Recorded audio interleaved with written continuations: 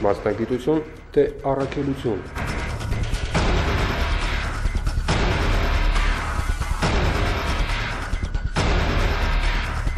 Ինչպես են պատանդները կամ գերիները ազատության մեջ հայտնվում։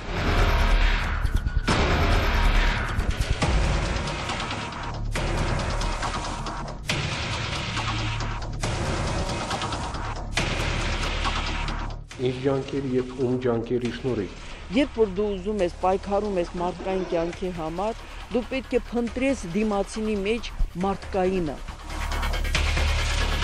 Մեր շոկատուկի կաշին գլխներից կապեցի, տարա։ Բանակցողները, Կիրակի 21:00-ին, առաջինի եթերում։